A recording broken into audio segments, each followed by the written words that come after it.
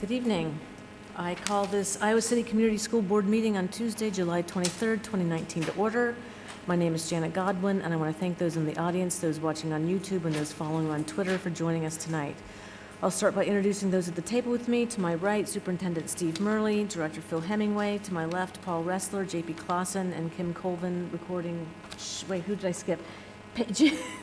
Paul, Sean Eystone, JP Clausen, and Kim Colvin, recording secretary. Apologies, I'm going too fast. The public is reminded that if they wish to speak, they need to complete a speaker form found at the table in the lobby and turn it in. During community comment, persons may speak to the board about topics relevant to the district. All community comment directed at non-agenda items and agenda items shall take place at the beginning of the meeting during the community comment section of the agenda. And we will now turn to community comment. First up, we've got Dina Bashara, followed by Julie Van Dyke.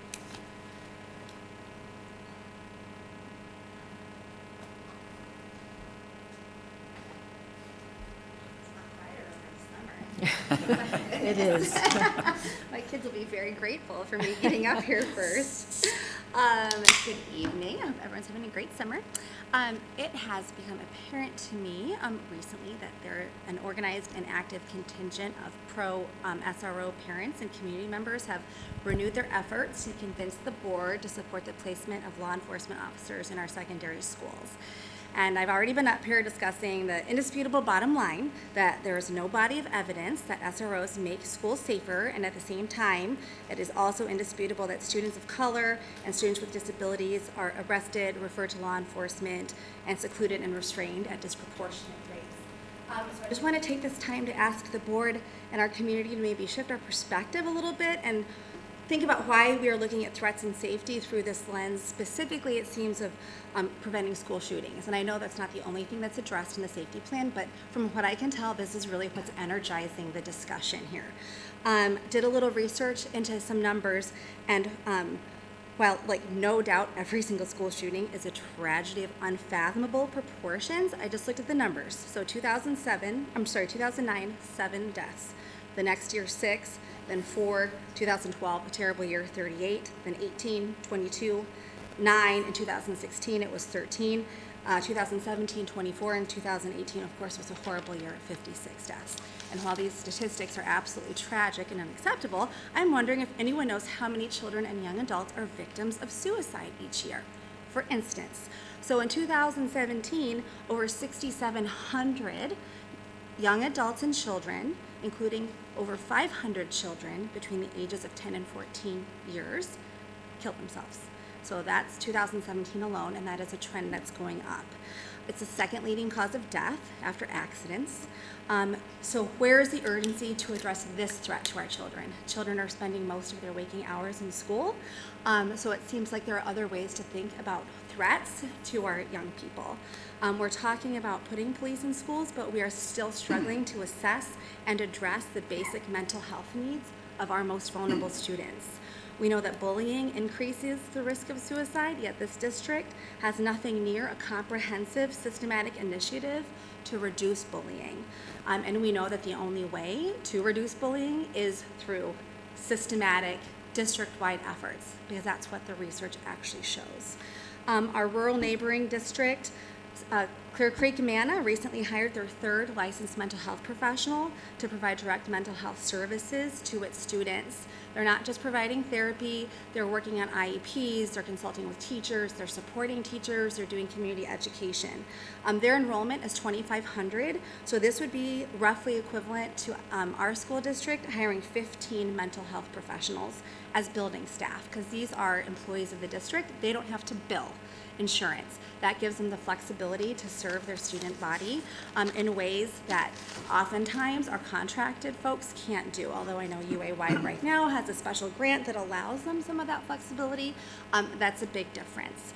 So what I'm strongly urging the board and our community and all supporters of SROs to do is to harness our passion and commitment to keeping kids safe and secure and direct it towards building a robust, equitable mental health and bullying prevention infrastructure in our schools instead. I just have a couple of questions for you. Oh, Thank yes. you. Just clarification. Yes. On the Clear Creek, are they staff? Yes, so they're, staff they're- to the school, they're not a Grant Wood? no, they're not Grant Wood, they're not Tanager Place, they're not Child Serve, they're not Four Oaks. Okay. They're not UAY.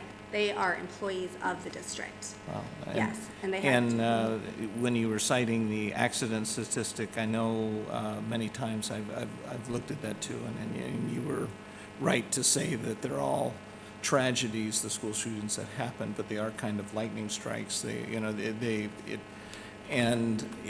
Truly the biggest risk for young adults is drowning. Mm-hmm. And we could make swimming a graduation requirement, or water safety. But thank you very much. Sure. Thank you. Anyone else? Appreciate it. Thank Okay, you. thank you. Julie?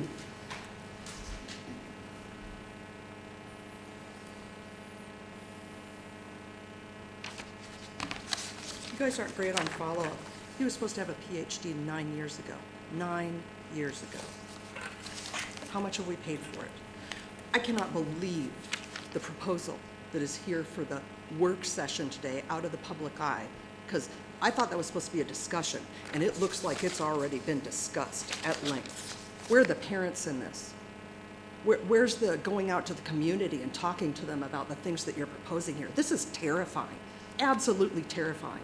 This district has no business thinking that it has or can even acquire the ability to determine which child is a threat and which one isn't. The last child, 12-year-old girl, this district labeled a threat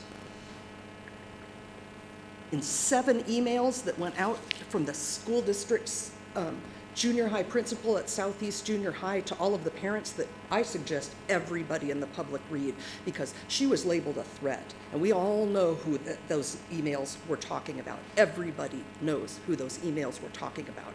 I'm sorry, but in my opinion, the performance of this district at labeling that child a threat contributed significantly to her death. We're the black people on this. Have you gone out to their neighborhoods and talked to them about what you're planning to do here? This is insane. What the hell is wrong with this district? You're here to educate our children. Everything I see in this has nothing to do with educating children. The idea that you can create a team that's going to do this, you're creating a liability. This district will get sued off its ass if you try and do this stuff. The database that you're talking about building, you're going to put their HIPAA information, their FERPA information, their police information, they're going to keep that on a database, and it's going to go back and forth without parental permission likely. I outright forbid this school district to include my child in any of this, on the record. The see something, say something stuff you rolled out, you know what? They popped out an email from the principal at West High at the beginning of last year, the same day to the teachers, the same day that they rolled out that horrible video. And that video, which my child watched and sympathized with the girl in it, and then they get you with the gotcha things at the end of it. You know what that made him fear? He felt like he missed the signals and he was responsible for her death. He cut his hands and arms and was terrified because the symptoms that you guys are talking about identifying as threats are common to kids with Asperger's, with autism, to everybody that doesn't fit your white Anglo-Saxon jock profile. This is a danger to them. Before you even discuss this needs to go public, and everybody needs to talk about this. If this was a foregone conclusion, you can talk about your committee. That committee was separated into 2 groups, the police and everybody that was pro-SRO, and then the other folks. Did everybody on that committee agree to the wording that's here for these 3 things that you keep saying they agreed to? Because I know they didn't. You know what? I can help you with threat assessment right now. This district, you are the risk. You are the threat. You are out of your league. This is not what a school district is here to do, identify threats. This is the school to prison pipeline. This is what will cause suicides. This is absolutely will cause suicides. You have no business even discussing or putting out a proposal like this without it being publicly presented to everybody in the school district and sent to every email and every home using the Blackboard system that you do to announce threats. This is insane. Thank you, Julie. That concludes community comment. First up is our approval of our agenda this evening. Is there a motion to approve? So moved. Second. Kim, ready to vote? Online voting is open.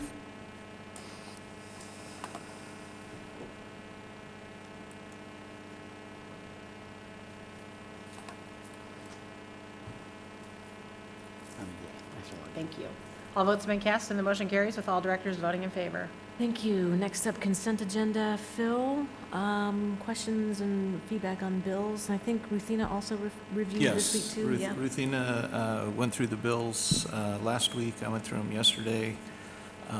She had some very good questions that was shared with the district on emails, or to the board by emails.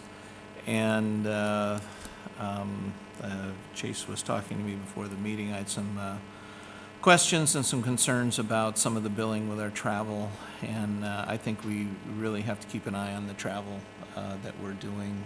We're doing a lot of it, and just the human tendency when we're out of town to spend a little bit more than when we would if we were at home, and that type of a thing, because it is education funds that we're using and that, but that's something we will continue to monitor and follow and that, but those questions are still being worked on, so thank you. Okay, thanks, Phil. Any consent agenda items to pull? Yeah, I would like to pull the, it's the, number 10, unless there's been a change. It's the The Kirkwood Kirkwood Community College contracts. Just a little clarification on that. Okay, anything else from other directors? Is there a motion to approve consent agenda minus item 10? I move to approve the consent agenda minus item 10, the Kirkwood Community College contracts. Second. Kim, ready to vote? Online voting is open.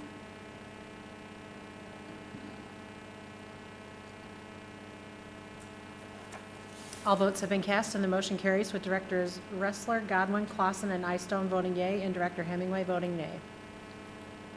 Item 10. Yeah, on the Kirkwood contract, just going through there, I see that ag science is on there. Is this for this coming fall, or is this for 2021? Or for, excuse me, we're in the 1920 school year. Would it be for the 2021 school year? No, this is for the upcoming school year. Students can enroll in that. And so some of the students that have signed up for ag curriculum, they're going to have an opportunity to take it at the regional center. Is that what this is? Yeah, we communicated that out in the spring when we wouldn't be, or it didn't look like we would be offering ag, that they would have this opportunity for sure at the regional center, and tried to connect those students to it. I don't have the numbers for you tonight on how many students we necessarily had, but I think it's important we make it available. We did have close to 50 students at the different schools that wanted to take it. They have principles of agronomy, things like this. Are they using the case curriculum, or is this the same curriculum Kirkwood's using up in Cedar Rapids for postgraduates or for post-high school students?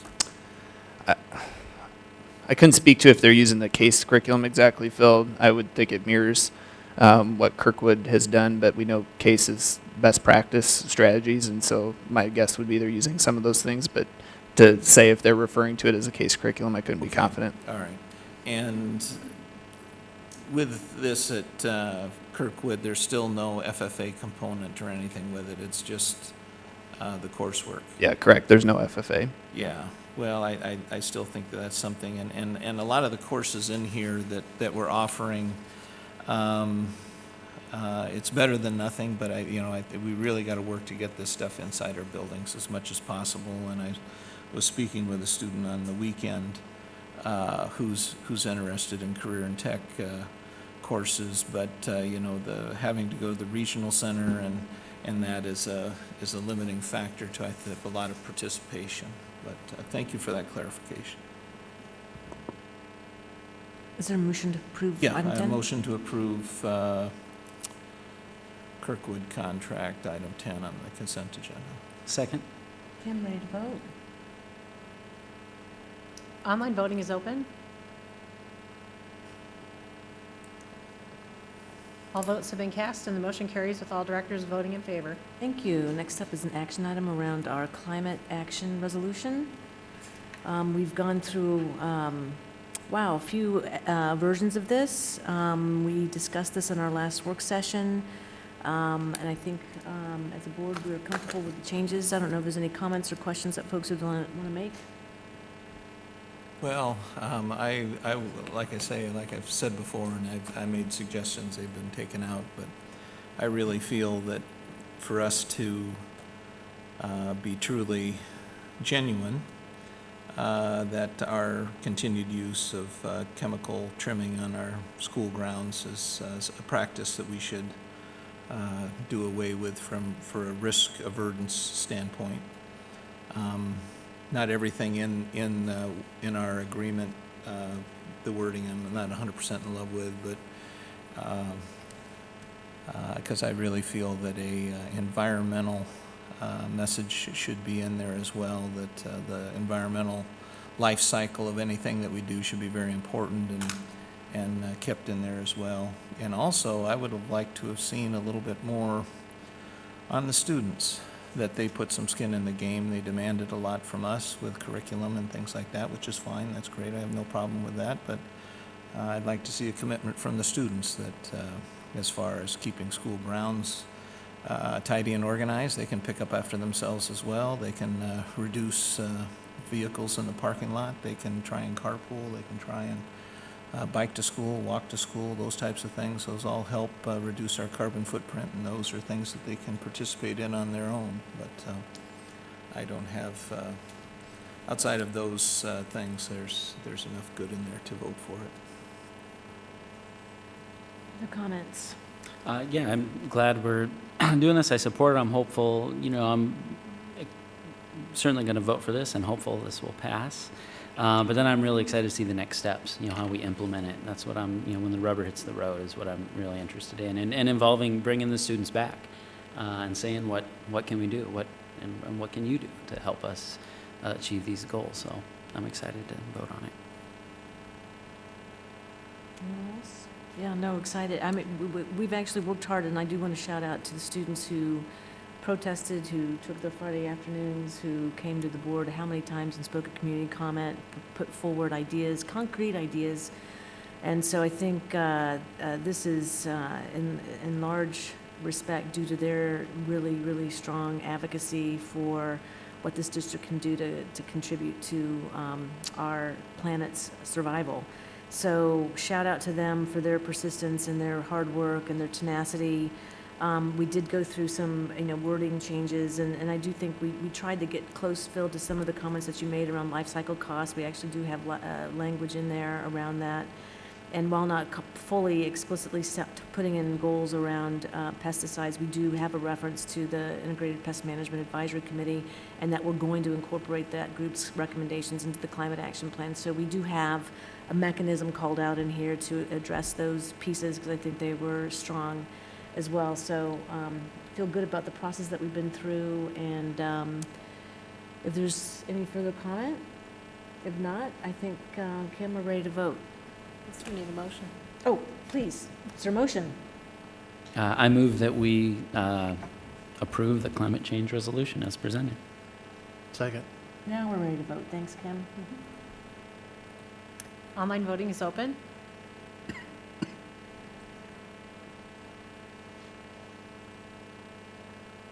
All votes have been cast, and the motion carries with all directors voting in favor. Thank you. Our next item is agenda setting. We've got on the 13th of August, closed session superintendent evaluation. We have a board agenda with a consent agenda and our quarterly report from the fourth quarter as our only presentation. So anything else that we'd want to have at the board meeting on August 13th? If not, we also have a work session that evening. The topics on the work session are RAM data for RAM Fast Math 2019, RAM Fast Reading 2019. We also have a discussion around plans for Northwest Junior High. And then mental health services, a summary of available services that we have in the district. And then finally, there'll be a discussion on our OSHA resolution, sort of under the framework of student behavior. Anything else? I think that's a pretty full work session that evening. I think we'll cover a lot. Anything else directors would like to see? Okay, and that would be it for agenda setting. Is there a motion to adjourn? So moved. Second. All in favor? Aye. Thank you.